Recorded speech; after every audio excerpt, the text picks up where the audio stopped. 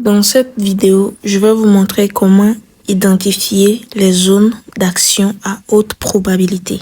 Mais avant de commencer, je vais vous montrer une opportunité que j'ai prise sur USD-CHF le vendredi.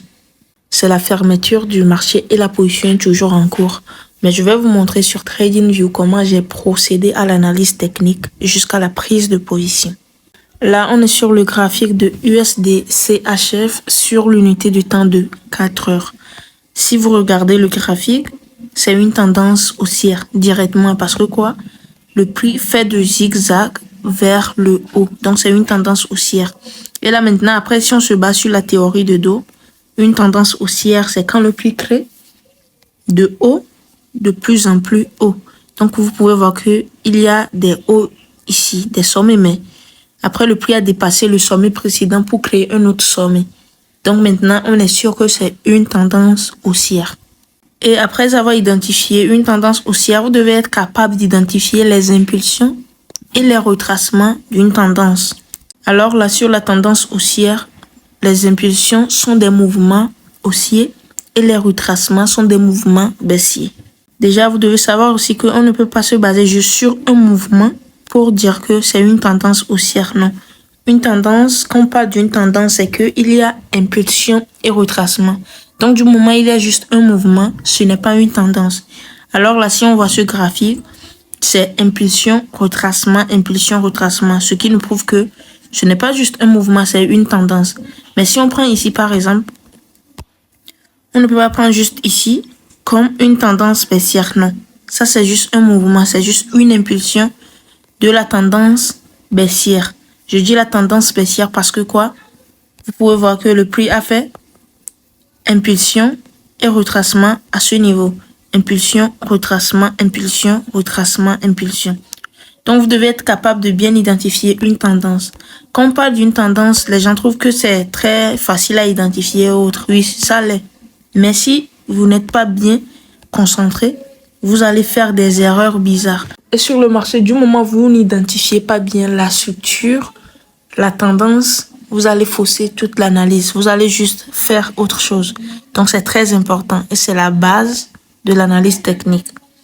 Là, j'avais trouvé une tendance haussière.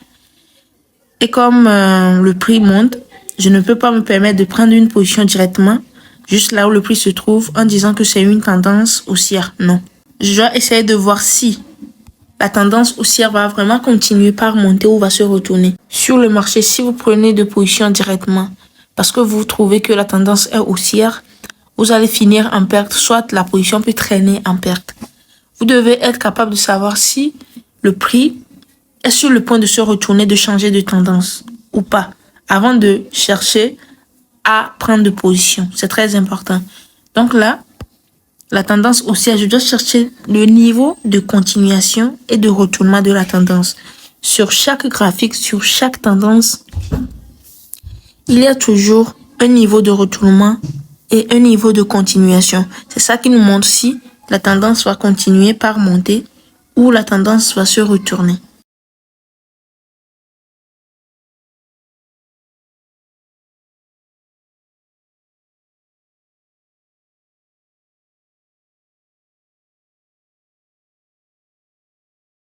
Et là, vous devez savoir que dans une tendance haussière, tous les hauts sont les niveaux de continuation.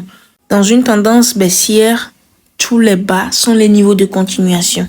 Je vais juste chercher le niveau de continuation actuel, c'est ça. Ça me montre que la tendance haussière va continuer par monter parce que le prix a bien cassé avec une bonne cassure. Après la cassure aussi d'un niveau, vous devez chercher à savoir si c'est vraiment une bonne cassure ou pas. Donc ici, vous pouvez voir que le prix a cassé ce niveau de continuation. Ce qui me montre que la tendance haussière peut continuer. Donc j'ai trouvé le niveau de continuation. Je dois chercher le bas de ce niveau de continuation qui va me servir de niveau de retournement. Donc ça, ici, c'est ça le dernier bas que le prix a laissé avant de monter. Donc c'est le niveau de retournement. Là, ça veut dire que j'ai mon niveau de retournement et mon niveau de continuation. Niveau de continuation qui est le haut ici, dernier haut confirmé, et le niveau de retournement qui est le bas ici. Maintenant, le haut là que j'ai tracé, c'est mon niveau d'objectif. Ça veut dire que le prix a fait impulsion haussière. Après, le prix est en train de faire un retracement actuellement. Donc, si le retracement finit et le prix recommence avec l'impulsion, je dois mettre mon objectif à ce niveau. Parce que quoi? La probabilité est très forte que le prix revienne sur ce haut. Donc, si je fais mon entrée plus bas et le prix monte, touche ce haut, moi, je vais sortir de la position parce que c'est mon déprofit. Et si le prix touche déjà ici, ça va créer un autre bas. Et je vais prendre ça comme un bas majeur. Ici sera le haut majeur. Donc, pour continuer l'analyse maintenant, c'est sur ça que je dois me baser pour continuer l'analyse. Et les scénarios possibles qu'on peut voir, le prix peut faire une consolidation ici. Ce qui veut dire que je ne dois rien faire si le prix a juste touché le haut. Mais je dois juste identifier le niveau de continuation et de retournement. Mais si le prix casse le bas après ou le haut, là, on va parler, si le prix casse le haut, on parlera de continuation de la tendance. On va encore chercher des niveaux pour profiter de la tendance haussière. Mais si le prix casse le bas après, on parlera d'un retournement. Mais actuellement, le prix est en train de faire un retracement. C'est là que vous devez identifier maintenant une zone pour acheter. Et pour identifier la zone, vous devez savoir probablement là où le retracement peut prendre fin. Là, par exemple, pour tracer les zones, je prends ici, c'est une structure. Donc, je prends ça comme une zone d'achat, une zone d'action. Je vais tracer ça comme ça.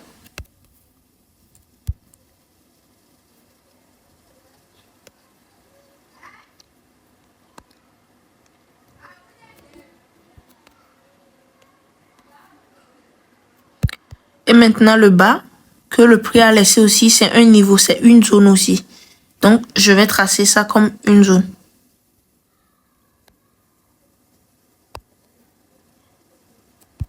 Ça veut dire que la probabilité est très forte que le prix se retourne sur ces zones. Maintenant, à part ça, on peut se baser aussi sur les mouvements mineurs pour identifier une zone. Quand je parle des mouvements mineurs, ce sont les hauts et les bas, c'est-à-dire la structure mineure, ce sont les hauts et les bas qui se forment dans un retracement d'une tendance complexe. Donc là, on peut prendre ici, par exemple, le prix a laissé un haut ici et un haut à ce niveau. Donc ça aussi, on peut tracer comme une zone. C'est-à-dire le prix peut revenir et se retourner sur cette zone ou soit sur la zone qui est en bas. Mais je ne dois pas oublier que ici, c'est mon niveau de retournement. Donc si le prix le casse, une tendance baissière peut commencer. Après, le prix s'est retourné sur cette zone, premièrement. Et c'est là, moi, je voulais chercher une confirmation pour faire une entrée. Là, je pars sur l'unité de temps de 15 minutes. Après, vous devez savoir aussi qu'on peut utiliser les retracements de Fibonacci, la ligne de tendance pour chercher les zones. Je vais vous montrer ça dans l'explication. Donc là, je pars en 15 minutes pour chercher ma confirmation d'entrée parce que le prix a touché ma zone d'action. Là, en 15 minutes déjà, le prix avait commencé par monter. Après, ça s'est retourné. Mais si on prend ici, ça peut être une figure chartiste.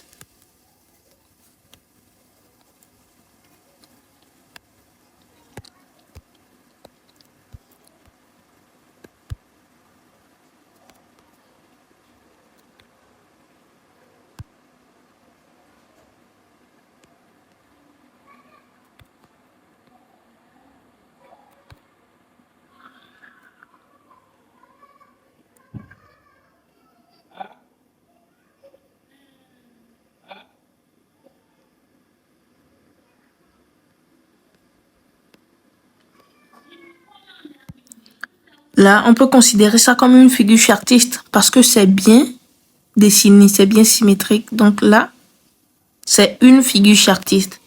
Mais à la cassure, déjà, je n'ai pas fait une entrée parce que quoi? Si je fais une entrée à ce niveau, je ne vais pas avoir de bon ratio risque-profit. C'est très important. Bon, là, on peut mettre le T-Profit en haut. Mais moi, je considère ce haut de 4 comme mon objectif. Donc, si je prends une position, le T-Profit ne doit pas dépasser ce niveau pour moi. Donc, si je me base sur ça, je ne vais pas avoir de bon ratio risque. Alors, j'ai laissé la position. Je m'attendais à un retest, c'est-à-dire le prix revient plus bas pour faire mon entrée. Et après, le prix s'est retourné avec un retracement qui a donné encore une figure chartiste.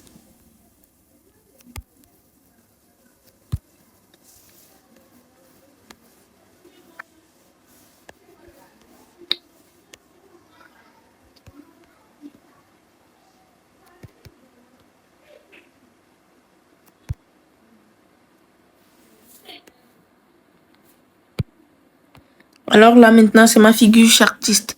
Je peux faire l'entrée, mais à la cassure de la résistance oblique pour être bien sûr du mouvement. Là, après, le prix a cassé la résistance oblique.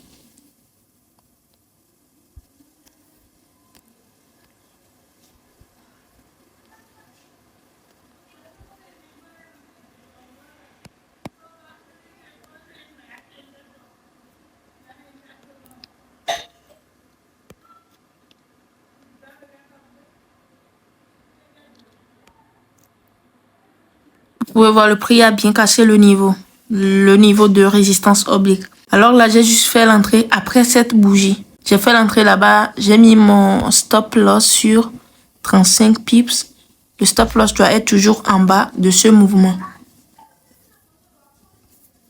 Et le T-Profit sur 70 pips. Voilà comme ça. Voilà, c'est comme ça que j'ai procédé à l'analyse technique hier. Après, le prix a évolué, c'est toujours un profit actuellement. Et maintenant, le prix a fait un mouvement baissier, ce qui veut dire que ça peut se retourner et aller jusqu'en perte. Mais moi, j'ai déjà sécurisé à cause de la fermeture aussi et le prix a évolué. Là, par exemple, si on veut faire une gestion de position, on doit se baser sur la structure du marché. Et c'est ça la structure. Le prix a créé un haut ici, son bas. Et là maintenant, vous pouvez voir que le prix a évolué. Ici aussi, c'est un haut. Le prix avait cassé ce haut, niveau de continuation, ce qui nous montre en 15 minutes, le prix va continuer par monter. Mais après, le prix a fait un retracement, ce qui est normal. Ça ne doit pas me faire paniquer, non. Parce que le prix évolue en impulsion, retracement, impulsion. Sauf que c'est possible que le prix chute et fasse un faux mouvement, ou soit chute encore plus pour aller toucher le stop loss. Ça, c'est aussi possible. Mais comme on est dans une structure haussière, la probabilité est très forte que le prix reprenne par monter. Et si le prix casse ce haut-là, ça va nous montrer que la probabilité est encore plus forte. Que ce prix monte jusqu'en haut. Voilà. Donc actuellement, le prix a chuté. Moi, j'ai juste sécurisé parce que ça peut reprendre avec le mouvement. Et au même moment, ça peut aller toucher mon break-even même avant de partir. En fait, tout est possible sur le marché. C'est pourquoi la gestion de position, vous devez bien le faire. Donc, c'est à peu près comme ça que j'ai procédé à mon analyse et c'est comme ça que je gère ma position. J'espère que le prix peut toucher le T-Profit le lundi ou le mardi. Le prix peut encore traîner même dans la journée de lundi. Donc, voilà, tout est possible. Maintenant, je vais vous montrer comment chercher les zones d'action sur le marché. Rejoignez mon canal Telegram pour profiter de mes conseils, de mes analyses et autres. Avant d'identifier les zones d'action sur un graphique, vous devez identifier la tendance. Parce que c'est en fonction de la tendance, on fait tout sur le marché. C'est en fonction de la tendance, on cherche les zones, les confirmations d'entrée et autres. Maintenant, après avoir identifié une tendance, la direction, sur quoi on se base pour chercher une zone d'action? Si on veut chercher une zone, ça veut dire que le prix peut se retourner et aller chercher la zone avant de reprendre dans la direction du marché. Donc là, par exemple, je vais identifier la structure de cette tendance haussière.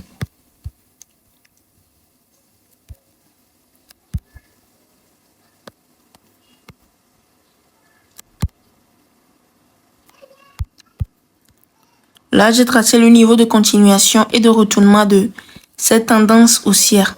Ça me montre que le prix est en retournement. Donc là, je suis dans une tendance haussière C'est clair. Mais après avoir identifié sa structure, je trouve que la tendance baissière peut commencer parce que le prix a cassé le niveau de retournement de cette tendance haussière. Une tendance haussière, c'est quand le prix crée de haut de plus en plus haut et de bas de plus en plus haut.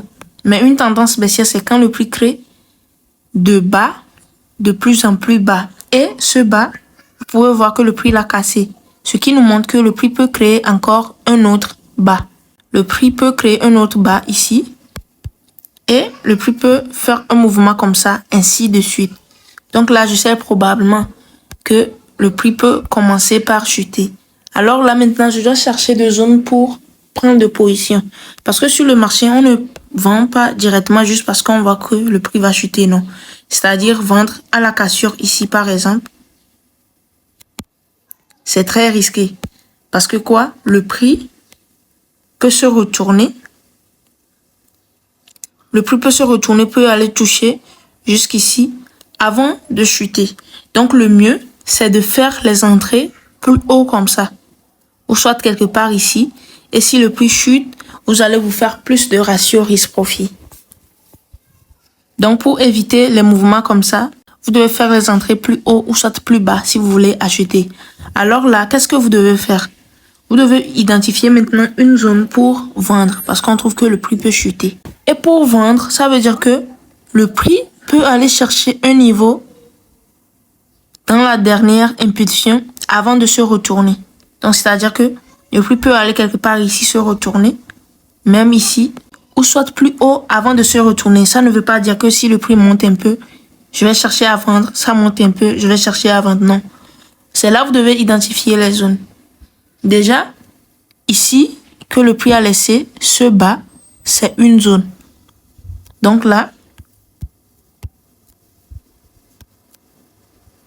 on peut vendre sur ici. Donc, on peut identifier la zone à ce niveau. Voilà. Maintenant, après, ce haut aussi, le prix peut se retourner sur ça. Mais c'est très proche d'ici. Donc, le mieux, on va laisser ici et considérer ce haut. Donc, ça veut dire que là, on a deux zones d'action. Le prix peut se retourner ici comme ça ou ici. Donc, ça, c'est une zone de résistance. Le prix peut venir chercher là. Et si le prix vient sur une zone, c'est à ce moment on cherche de confirmation pour vendre. Donc, du moment où le prix n'a pas touché la zone, vous ne devez pas vous précipiter pour prendre de position. C'est là qu'intervient la discipline. C'est très important. Donc, moi, j'attends toujours le prix sur ma zone avant de chercher une confirmation. Mais comme je l'ai dit, après, on peut utiliser la ligne de tendance aussi pour chercher les zones et les retracements de Fibonacci aussi pour chercher la zone. Là, c'est une tendance très simple. Il y a deux types de tendances sur le marché. Il y a tendance complexe et tendance simple.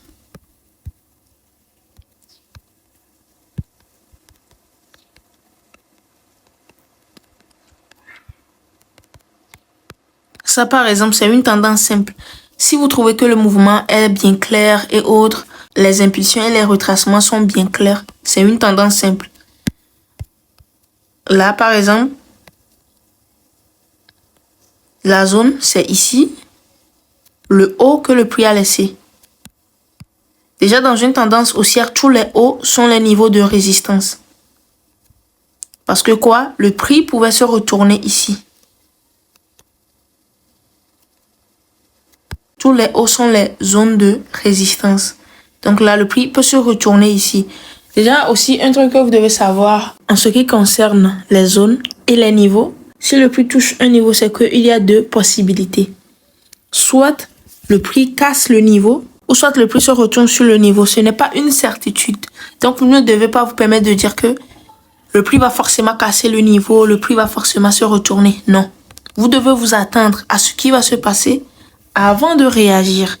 Donc là, ce sont les niveaux de résistance. Donc pour travailler même, on se base sur la dernière structure que le prix a créée.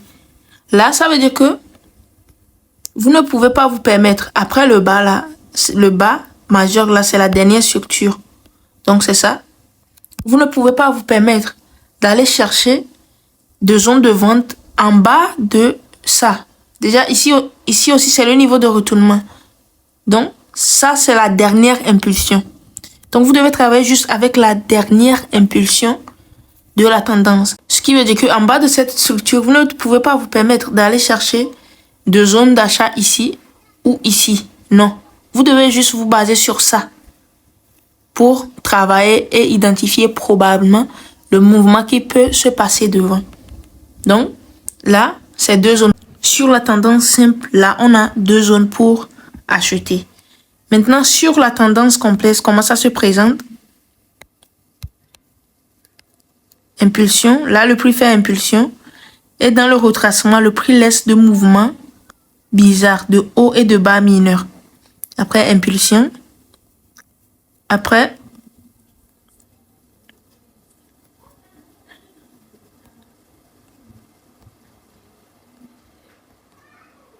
donc voilà, une tendance complexe, c'est quand le prix fait de mouvements bizarres dans le retracement. L'impulsion est claire, mais le retracement, le prix laisse des hauts et bas. Donc les hauts et bas, là, on les considère comme les hauts et bas mineurs.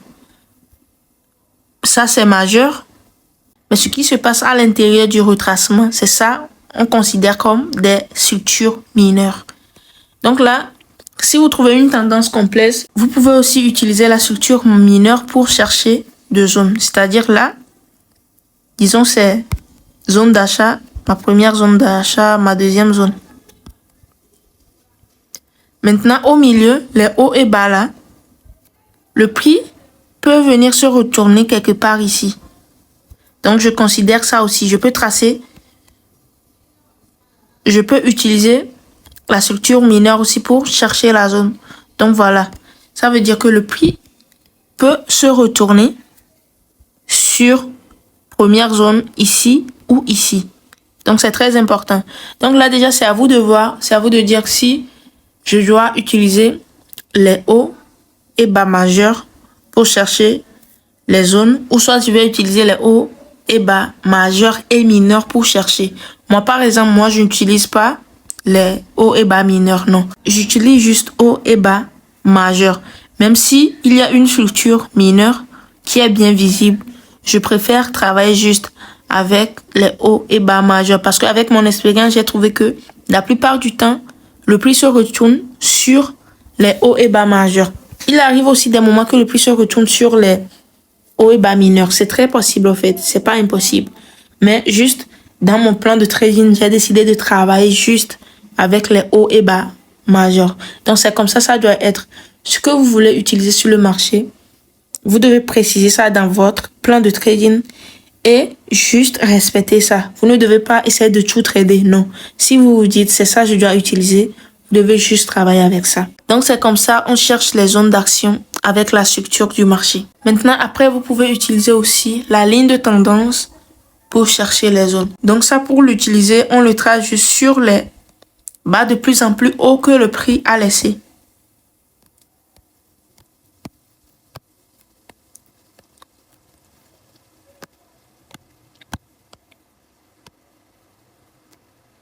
Là, par exemple, c'est un bas ici, un bas ici, un bas. Bas de plus en plus haut. Donc là, je vais tracer la ligne de tendance sur ça.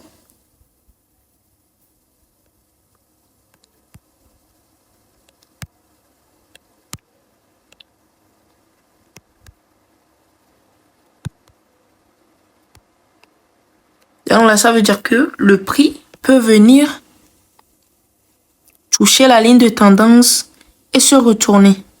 C'est très possible. Et le prix peut casser aussi pour faire une fausse cassure avant de recommencer. Mais moi, je ne conseille pas d'utiliser juste la ligne de tendance pour chercher une zone sur le marché. C'est très faible. La probabilité est très faible. Donc, le mieux, vous pouvez combiner ça maintenant avec la structure du marché. C'est-à-dire que après avoir tracé ça, vous pouvez maintenant tracer aussi les niveaux de structure.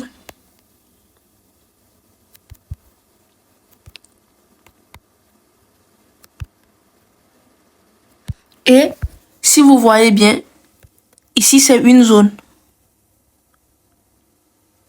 Et la ligne de tendance est passée par là. Ça veut dire que la probabilité est forte. Ça augmente la probabilité. C'est-à-dire que le prix peut venir ici parce qu'il y a des confluences, il y a une zone et une ligne de tendance ici. Et là, après maintenant, vous pouvez utiliser aussi les retracements de Fibo. Et s'il y a une zone, par exemple, de 0,50 là-bas, alors ça veut dire que la probabilité est très forte que le prix cherche ce niveau avant de monter. Maintenant, il y a un truc que vous devez savoir aussi. Si vous tracez la ligne de tendance, vous devez savoir que si le prix le casse, ça ne veut pas dire qu'il y aura un retournement de la tendance. Non, non, non, non. La ligne de tendance, on ne l'utilise pas pour chercher le retournement ou la continuation. Ce qui fait que des fois, le prix peut casser la ligne de tendance. Vous voulez acheter sur la ligne. Et après le prix l'a cassé, vous pouvez penser que la tendance baissière peut commencer. C'est-à-dire que le prix peut commencer par chuter. Et après, vous allez voir que le prix va se retourner sur ce niveau et monter. Là, vous allez commencer par dire qu'il y a eu de manipulation et autres. Mais non, le prix a juste respecté la structure. C'est pourquoi on se base sur la structure du marché, les hauts et bas majeurs pour identifier niveau de continuation et niveau de retournement sur le marché. Donc, si vous utilisez la ligne de tendance pour identifier les retournements, arrêtez. Parce que là, la plupart du temps, le prix chute plus bas pour aller toucher la zone et reprendre avec le mouvement haussier. Parce que c'est une zone et le prix peut se retourner sur ça. Mais si le prix casse le bas là, si le prix casse le bas maintenant, ça montre que la tendance baissière peut commencer. Donc, n'utilisez plus la ligne de tendance pour identifier le niveau de retournement. Non. C'est juste pour identifier là où le prix peut se retourner. Là où le retracement peut s'arrêter et reprendre avec l'impulsion. Donc, c'est ça. Maintenant, pour utiliser les retracements de Fibonacci pour identifier une zone, comment tracer ça? Pour tracer le retracement de Fibo, si c'est une tendance haussière, vous devez tracer là où la dernière impulsion a commencé et où ça s'est arrêté. Donc là, quand je parle d'arrêter, ça veut dire que le prix a fait impulsion et a entamé avec retracement. Donc c'est ça la dernière impulsion. Ici aussi, par exemple, si le prix a entamé avec un retracement, ça veut dire que c'est ça la dernière impulsion. Et pour tracer le retracement de Fibo, on commence plus bas ici, le début de l'impulsion, et on termine sur là où ça s'est arrêté. C'est comme ça on trace ça. Pour la tendance baissière aussi, c'est juste le contraire. Vous devez commencer là où l'impulsion baissière a débuté et là où ça s'est arrêté. Et là maintenant, vous pouvez vous baser sur les niveaux 0,61, 0,78 et 0,50. Ces niveaux sont très forts, c'est-à-dire que le prix peut revenir ici et monter, ou soit ici sur 0,50 ou 0,78. Voilà, c'est comme ça que vous devez tracer ça. Maintenant, je vais aller sur un graphique pour vous montrer l'exemple. Là, nous sommes sur le graphique du dollar australien contre le dollar canadien. La tendance est haussière parce qu'il y a de zigzags vers le haut. Donc là, je vais juste identifier la dernière impulsion que le prix a créée. C'est ça. Et le retracement, c'est ça. Ce retracement est en cours. Donc l'objectif, c'est de savoir probablement là où le retracement va s'arrêter et là où l'impulsion haussière va reprendre. Donc, je vais tracer mon dernier haut confirmé de la tendance haussière et son bas, qui sont mes niveaux de continuation et retournement. Donc, c'est ça le dernier haut confirmé que le prix a laissé.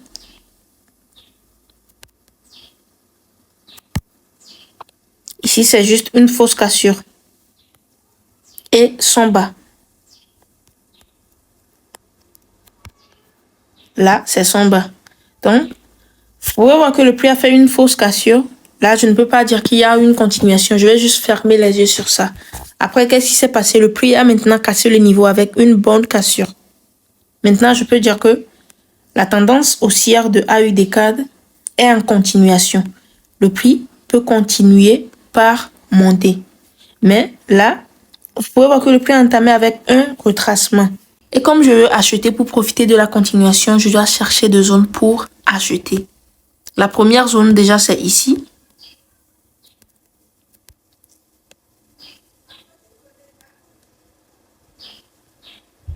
parce que c'est un haut. Donc, c'est ça la première zone. Et la deuxième zone, c'est le bas là. Maintenant, vous pouvez voir que le prix a dépassé la zone là vers le bas. Ça veut dire que cette zone est maintenant invalidée. On ne va plus considérer ça comme une zone parce que le prix a déjà dépassé ce niveau. Alors là, vous supprimez simplement la zone pour que le graphique soit clair. Et si le prix ne s'est pas retourné là-bas, ça veut dire que ça peut aller chercher une zone plus bas ou soit casser notre niveau de retournement pour changer de tendance. Là, vous pouvez voir que notre deuxième zone est en bas. Mais si on se base sur la structure mineure, on peut encore trouver une zone. Ça, c'est la structure mineure. Vous pouvez voir, dans le retracement, là, le prix a fait des mouvements ici et même ici. Donc, on peut considérer là comme une zone. Donc, je vais tracer ça. Voilà. Donc, ça veut dire que le prix peut se retourner à ce niveau ou soit ici. Maintenant, si on veut se baser sur la ligne de tendance, on va juste tracer ça. Comme ça. Et là, vous pouvez voir que j'ai juste tracé sur les bas que le prix a laissé avant de monter. Et le prix est à ce niveau actuellement. Sur la même zone. Ça nous montre que ce niveau peut pousser le prix. Le niveau est très fort. Maintenant, si le prix se retourne et casse bas, ça ne veut pas dire que il y aura un retournement de tendance. Non. Le prix peut toujours chuter et aller se retourner ici pour monter. Donc là, à ce niveau, vous devez juste supprimer la ligne de tendance que vous avez tracée. Vous pouvez décider d'utiliser juste la ligne de tendance pour identifier les niveaux ou soit les combiner avec la structure ou même combiner la structure, les retracements de Fibo et la ligne de tendance. Donc là, je remets ma ligne de tendance et je vais essayer de tracer le retracement de Fibonacci pour voir les niveaux. J'avais dit pour tracer ça, on se base sur là où la dernière impulsion a commencé et là où ça s'est arrêté. Donc c'est ça l'impulsion. Ça a commencé ici plus bas et ça s'est arrêté en haut. Donc je vais me baser sur ça pour tracer.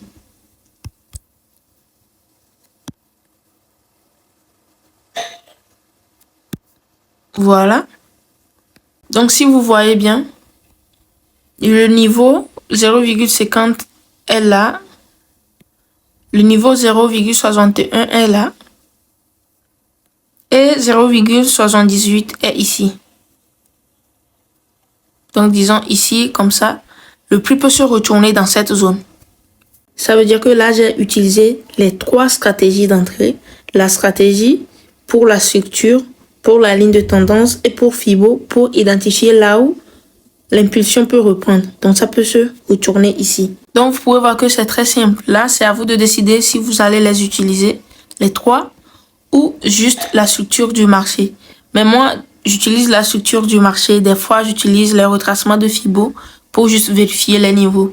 Mais à vrai dire, j'utilise juste la structure parce que la structure est très forte. Et pour moi, la structure suffit largement. Pas besoin de tout utiliser.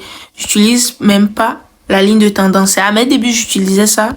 Mais après, j'ai trouvé qu'il y a trop de failles. C'est-à-dire que j'utilisais juste ça. Ce qui veut dire que quand je trace, je ne trace pas la structure. Et quand le prix casse comme ça, je me dis, la tendance baissière peut commencer. Après, le prix retourne comme ça et monte. Je me pose assez de questions, mais je ne comprenais rien.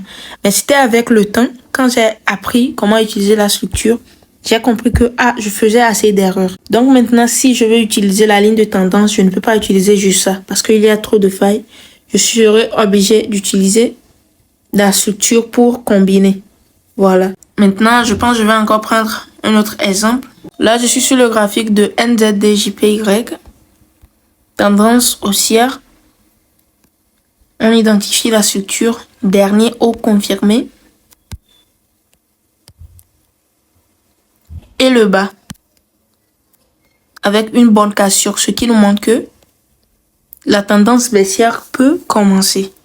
Et si ça peut commencer, on doit chercher de zones pour vendre. Là, c'est une zone directement. Ici aussi, c'est une zone. Je peux tracer ça. Et prendre même la zone ici aussi. Ça veut dire que le prix peut monter et se retourner sur l'une de ces zones. C'est-à-dire ce niveau peut repousser le prix et le prix va aller chercher les hauts là. Au même moment, le prix peut monter, casser tous ces niveaux et reprendre avec la tendance haussière. Ce n'est pas une certitude. Donc là, qu'est-ce que je vais faire? J'ai déjà trouvé mes zones pour vendre. Sans oublier que le prix peut monter et reprendre avec la tendance haussière. Donc ici, si je veux utiliser le retracement de Fibo, je commence sur ici parce que c'est là l'impulsion baissière a commencé. Et je m'arrête là où ça s'est arrêté. Donc ma zone, c'est ici. Le prix peut se retourner quelque part là. Si le prix monte, ça peut se retourner ici ou ici. Et aller plus haut si c'est possible. Ça ne veut pas dire forcément le prix va aller se retourner sur les niveaux de retracement de Fibo. Non. Mais là, par exemple, je ne peux pas encore tracer la ligne de tendance parce que le prix n'a pas encore fait un haut. C'est quand le prix laisse au moins 2 sommets. Je peux me baser sur ça pour tracer. Mais là, il n'y a pas encore de sommet. Donc, je vais juste me baser sur la structure et les niveaux de retracement de Fibonacci. Donc, c'est simplement comme ça, on cherche les zones d'action. Et pour moi, les zones d'action à haute probabilité, c'est quand vous les cherchez avec la structure du marché. Avec les retracements de Fibonacci, ça monte directement aussi les bas et hauts mineurs. Là, par exemple, c'est un haut. Si on prend ici, vous pouvez voir, il y a le niveau 0,78. C'est bon? Donc, le prix peut se retourner là aussi. Donc, vous pouvez voir que ce n'est rien de compliqué. Si vous voulez apprendre plus, approfondir vos analyses avec un suivi professionnel, veuillez me contacter en privé. Merci d'avoir suivi cette vidéo jusqu'à la fin.